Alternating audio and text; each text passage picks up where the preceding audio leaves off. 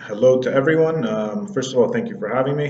This is a really interesting platform and unique way to bring us all together from obviously a variety of disciplines and studying a variety of topics. So my name is Michael Wolfowicz. I'm a research fellow at the Institute of Criminology and also at the Cybersecurity Research Center at the Hebrew University of Jerusalem. I'm also the managing editor of the Journal of Quantitative Criminology. So today's talk, I want to talk about the issue of cyber-radicalization. But when we talk about cyber-radicalization, there's also a number of different issues related to this topic, which are all interconnected, and I want to try and bring them all together based on my current research.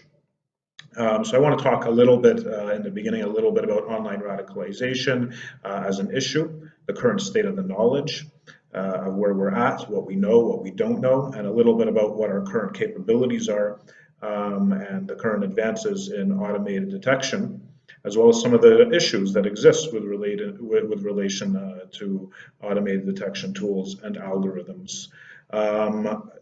After we go through this, I'll present to you the results of a recent study that we've just completed that was funded by the European Union Horizon 2020 framework.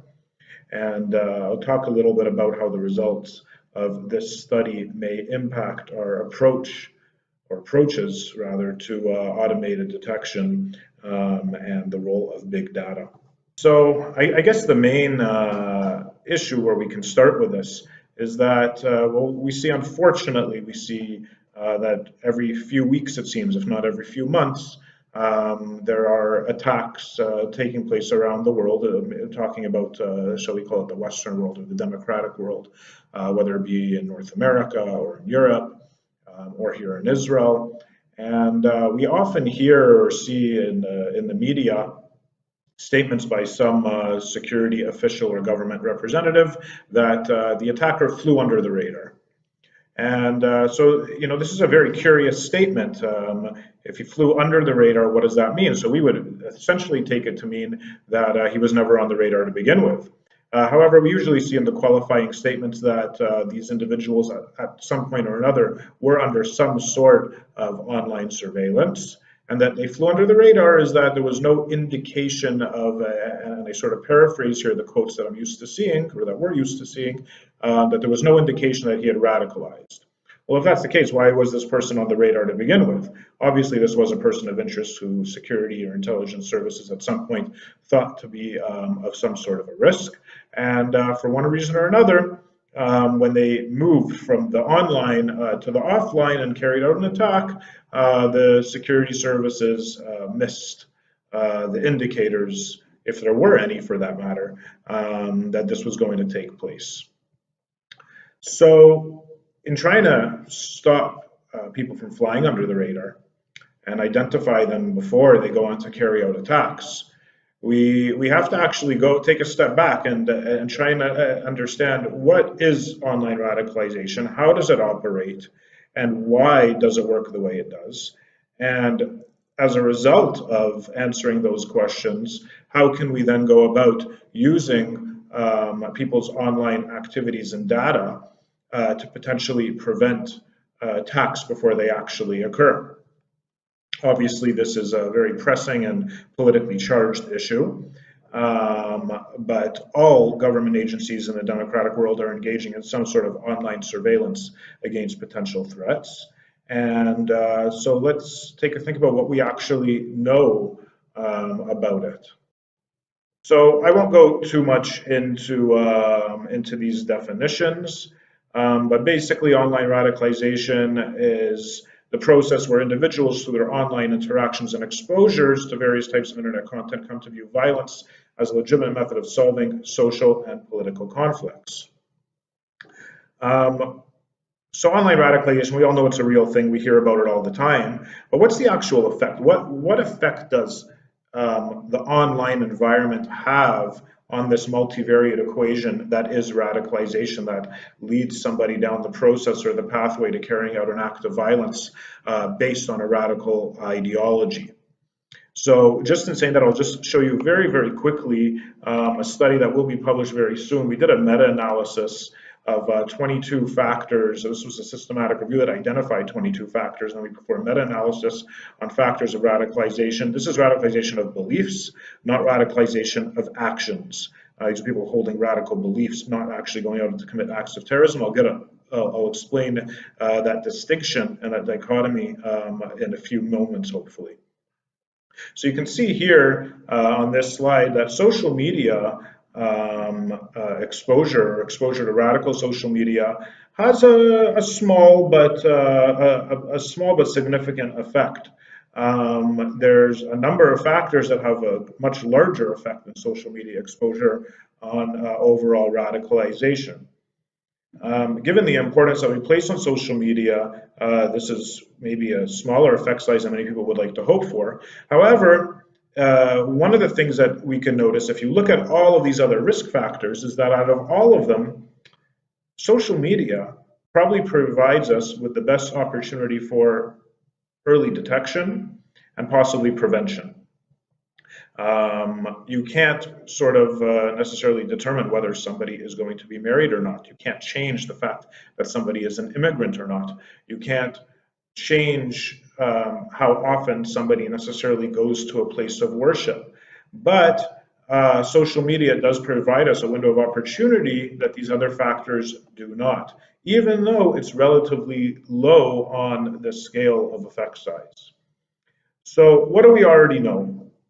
Well, we know sort of what different types of activities occur on the internet and that are used by radicals and that are used by people trying to recruit radicals to carry out acts.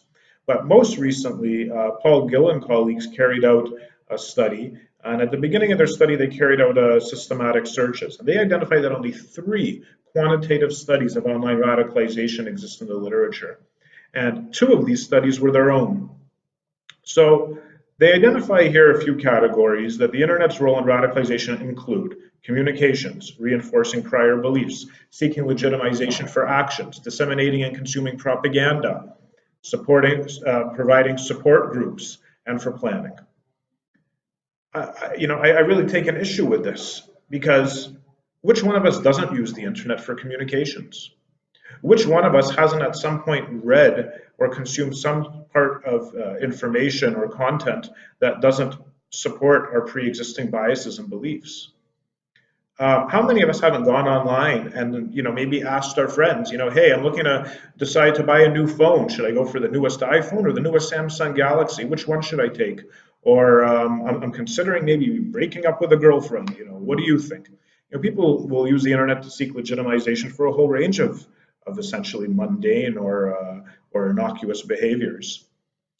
Disseminating and consuming propaganda, well, that's sort of unavoidable in this day and age, especially in the age of fake news revolving around politics, especially. We're constantly consuming propaganda, and many of us will share different articles that are often maybe one-sided and take part in the distributing of propaganda, even if it's essentially innocuous for the most part or non-radical.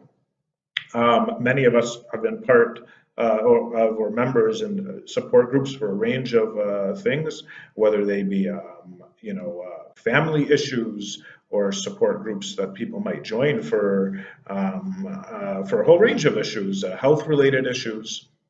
And planning. How many of us haven't gone online to plan our next trip and decide what sites we're going to see or how we're going to get from the airport to our hotel?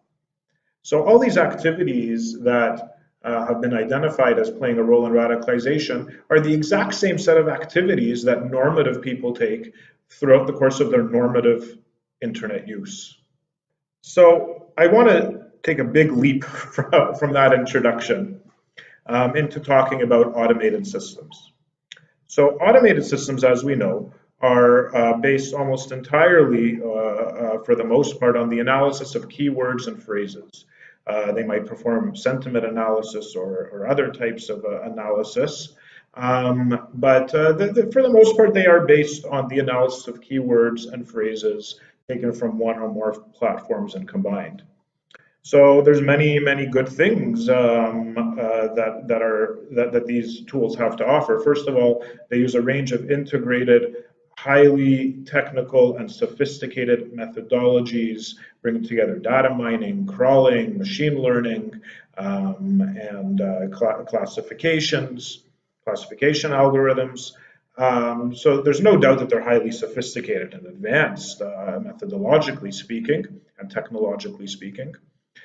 These are the types of systems that are being employed today by security services around the world, not just for radicalization, mind you, also for airport screening and other things as well. But of course, we're focused on the radicalization issue.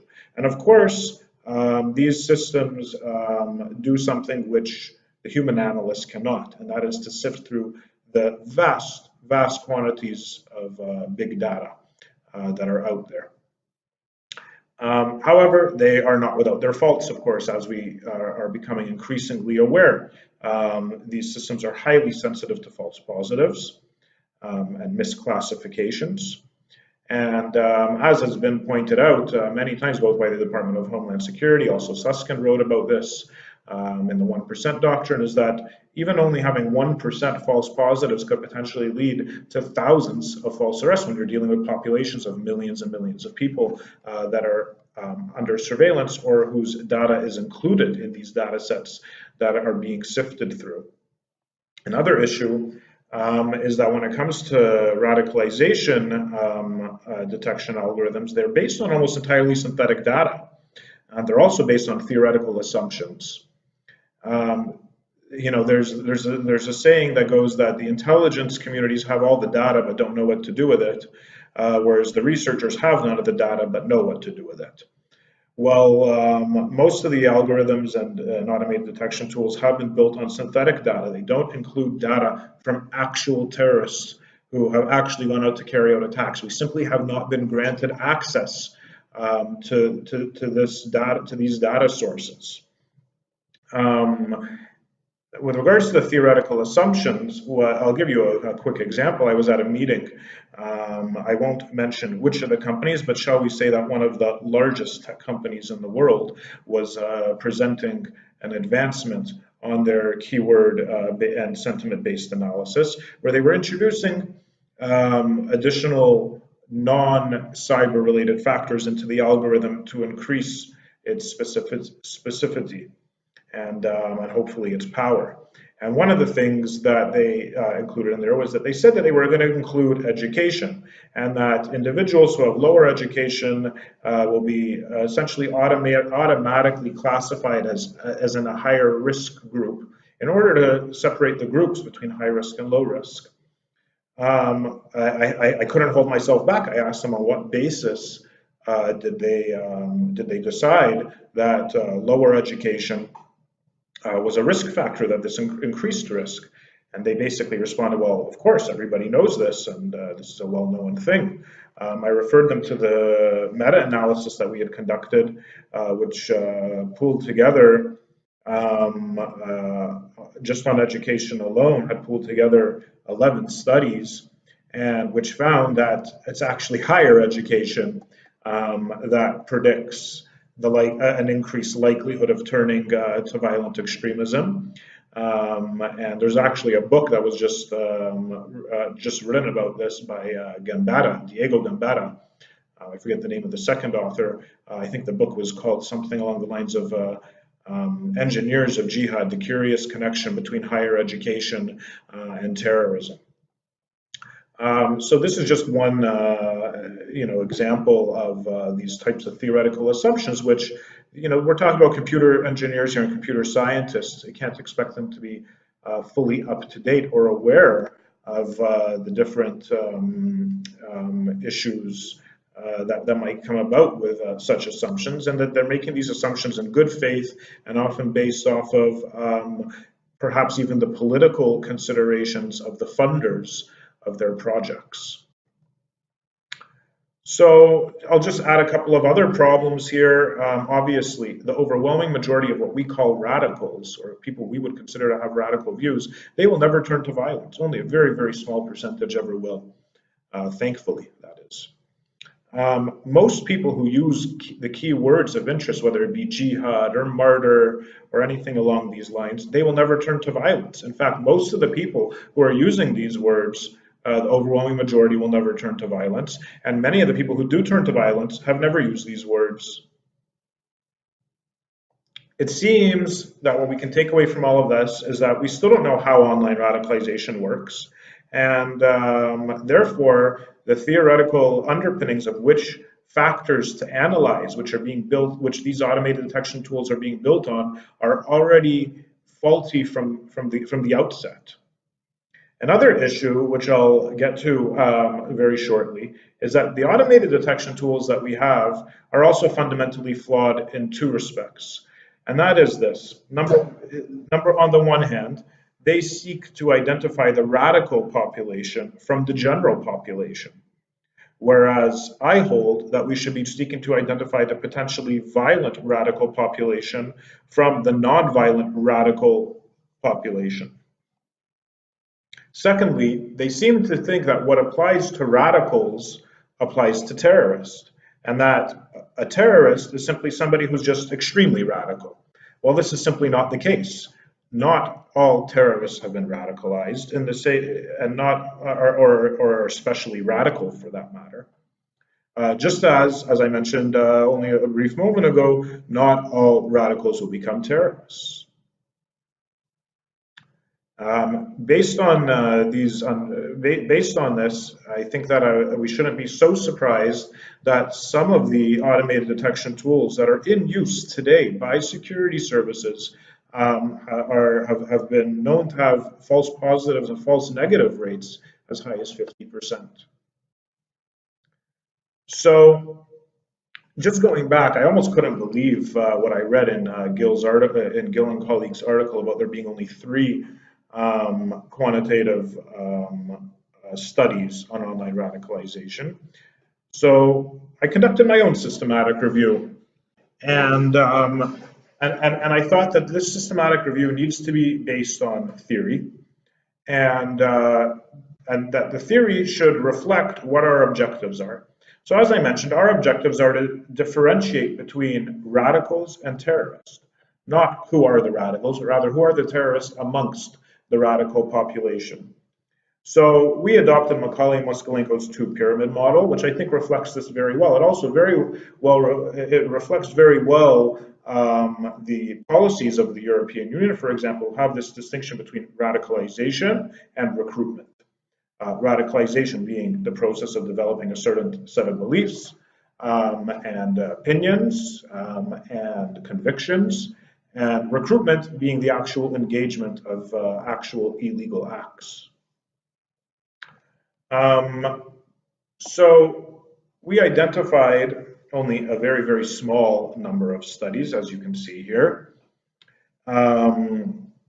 Only 5 studies which provided actual correlation or actual coefficients which could be pooled together. We identified 3 different variables related to online activity. So we identified exposure, just simple exposure, passive consumption, and posting activity, active engagement in radical content. There was a third variable that came up, which was exposure to radical traditional media.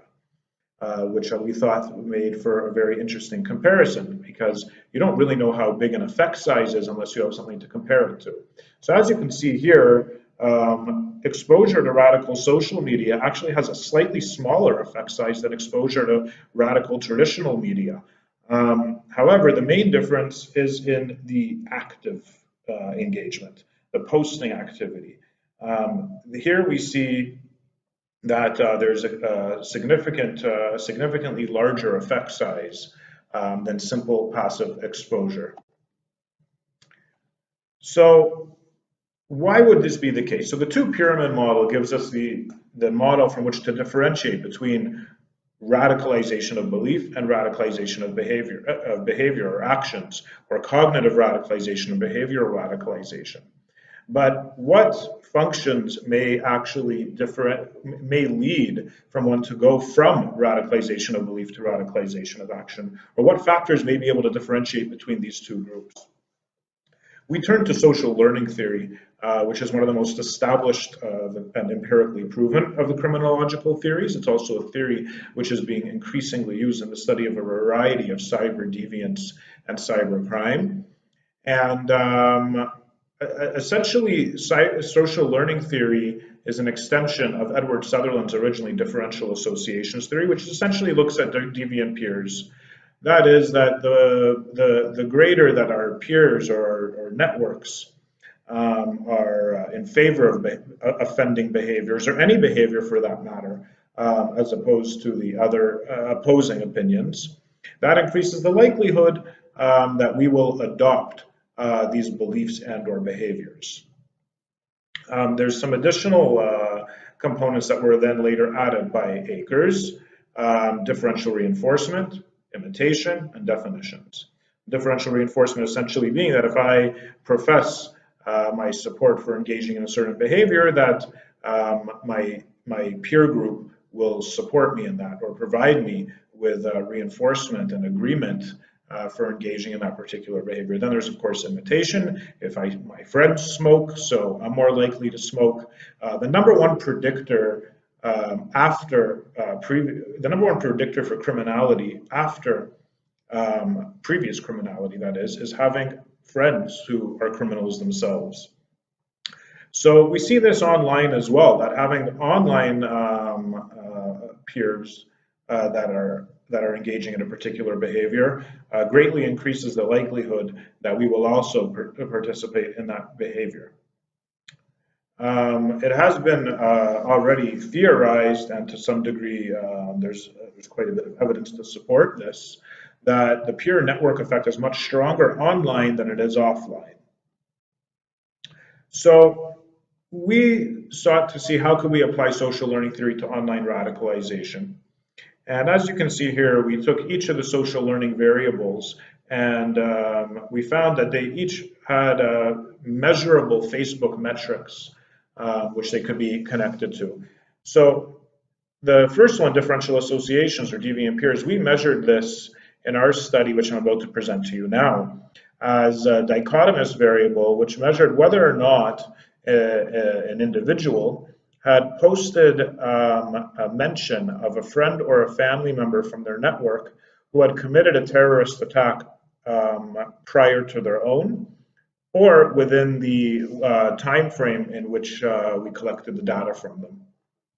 We also looked at frequency, which was measured simply as the posts per day, the average posts per day during the time frame, to measure what was the frequency of active activity that they had. We looked at imitation, and we looked at this by the ratio between original posts and shared posts and different types of original posts. And we measured intensity by the ratio between radical and non-radical posts.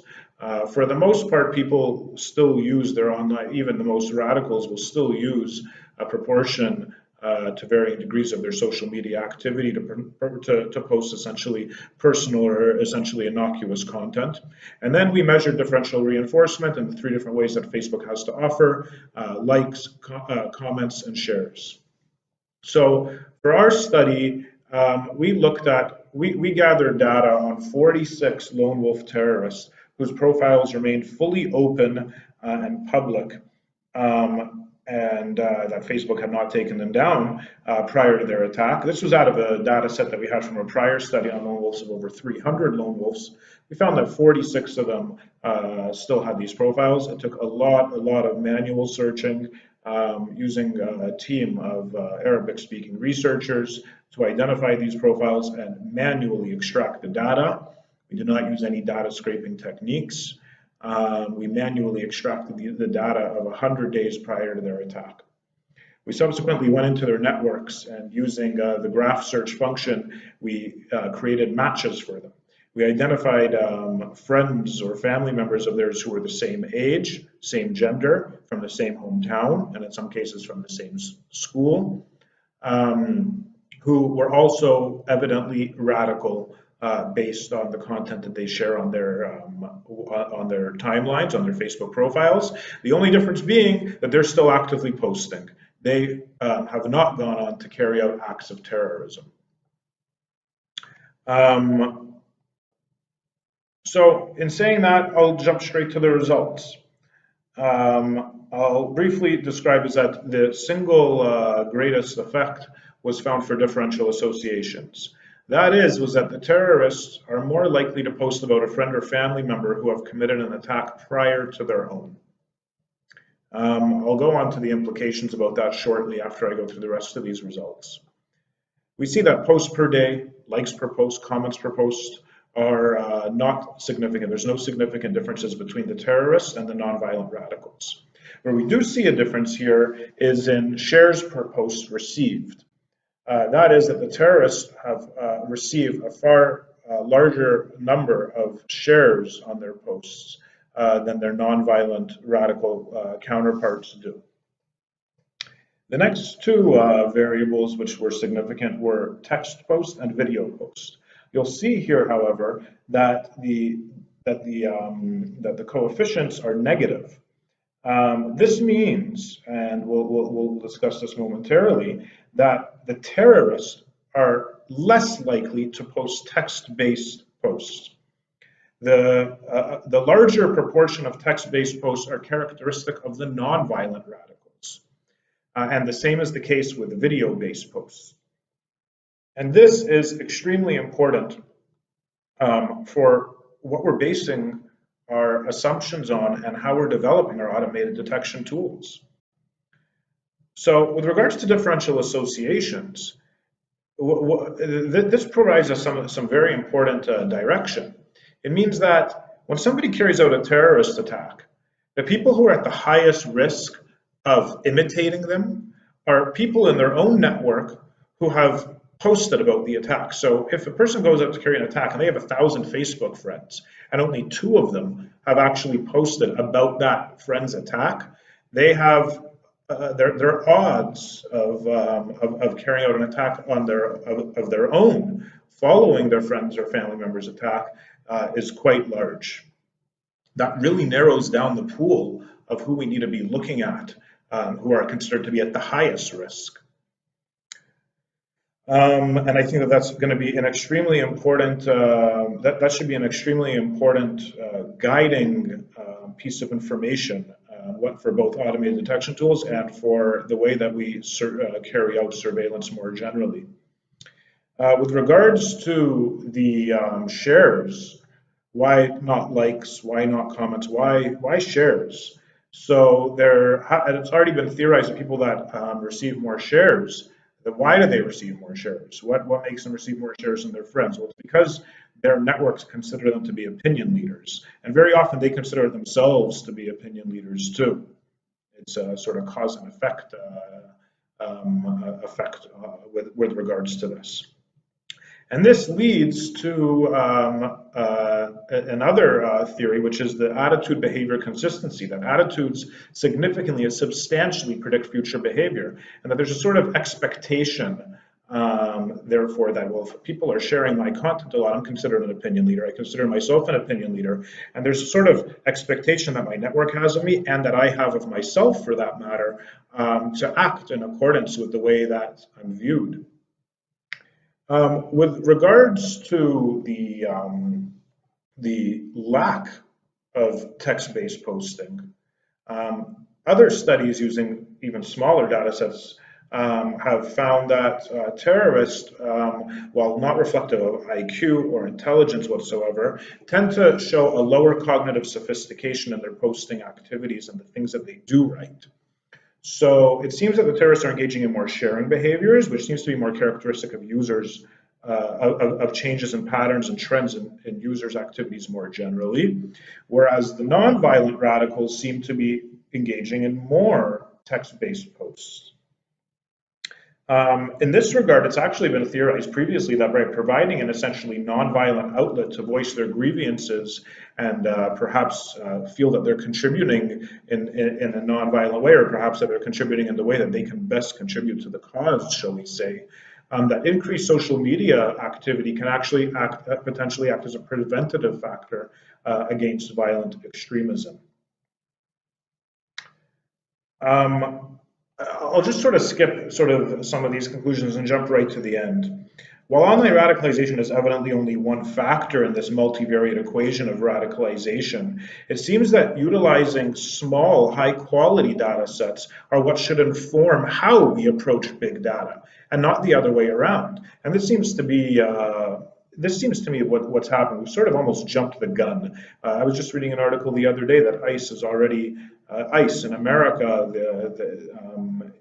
have already abandoned their artificial intelligence and algorithm-based approaches to detecting potential terrorists. And I think that the reason for this is understandable. They've started off from a faulty, non-evidence-based, theoretical, assumption-based premise to begin with. And therefore, it shouldn't be surprising that the approach doesn't work. Chan and Bennett Moses discuss this issue in their article, Is Big Data Challenging Criminology? And essentially they make similar conclusions, which is that we should not be abandoning our traditional small data approaches to identifying which characteristics may be able to differentiate between offenders and non-offenders. Rather, these small data studies, like the one that I just presented to you, should inform how we develop big data approaches to big data and how our automated detection tools are developed, and not have the big data make the determinations for us about small data problems. Because as mentioned before, this is a small data problem. We are talking about a very, very, very, very small percentage of potentially threatening individuals who are coming from a pool that is essentially a very, very small pool of individuals from a very, very small segment of the general population. So we really, really need to narrow this down, both theoretically and also based on the type of factors that we're looking at. And in seeing that that the terrorists are are less likely to post text-based posts, that is, we need to move away from this keyword and phrase-based analysis and maybe move more towards a meta-analytic approach. In saying that, and I think that this is something that we need to really take to heart, AI and big data is not there to replace the analyst. It is there to assist the analyst in making hard, difficult, very, very potentially life-altering decisions, legal decisions, criminal justice-based decisions. It's there to help them. It's a tool to assist them to make their job a little bit easier and to make them a little bit more confident, perhaps, in making the decisions whether or not somebody will be picked up off of the street by security forces. And I think that we should really think about abandoning this idea and this desire to have AI and big data replace the need of the analyst. It's there as a tool to assist them, to work in conjunction with them, just as other weapons that might be used by security forces. We don't fully automate them, and there's certainly a big push against any ideas of fully automating them. Rather, they're a tool to enable the human operators to perform their job more effectively, more actively, and to reduce the number of false positives and to maintain the ethical and human rights requirements to the utmost degree while still being able to carry out their jobs most effectively. So I'll leave it there. I will say is that we have already, I will actually make one last comment briefly. We have already built some preliminary machine learning models to try and see how do our evidence-based models, or models based on actual real data of actual terrorists, compare to the tools that are currently out there on the market being sold to and used by security agencies all around the world. So I will just say this very briefly. The logistic regression model that I showed you now, the predicted classification overall was 80.6%. I will say this, that it was much larger for the non-violent radicals and the violent radicals. It only predicted 68.9% accuracy for the radicals. The area under the curve was 0.859. However, classification is a fairly simple CART model using classification and regression trees. We achieved, and this is only the preliminary model, mind you, 88.9%, almost 9% more than the logistic regression model. And the correct prediction for the violent, for the terrorist, was 86.7%. This gave us an area under the curve of 0.919. We also have been playing around with the neural networks. Probably because of the size of the data where we're currently at, and we are constantly building this data, constantly adding to it on a daily basis. The neural network model is still underperforming compared to the classification and regression tree model. But we will continue to work with a variety of models. Our goal is to develop an evidence-based model, or a series of evidence-based models, which we can then test them simultaneously as well as retroactively in order to identify which ones might be most effective. I will say that across all models, the same variables are consistently found to be of the most important. That is the differential associations, posting about a friend or family member who has already committed an attack, the increased number of shares per post received, a lack of or a smaller proportion of text-based posts, a smaller proportion of video-based posts.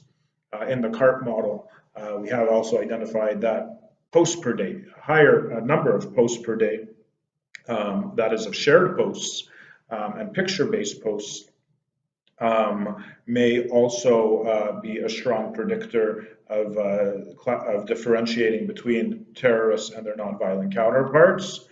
So that is the direction in which we are moving and developing these studies, which we've been carrying out. And yeah, I think that's I've basically probably stretched out my time as much as I can at this point, and I hope you all enjoyed, and I'm looking forward to your questions and opening up the discussion. Thank you.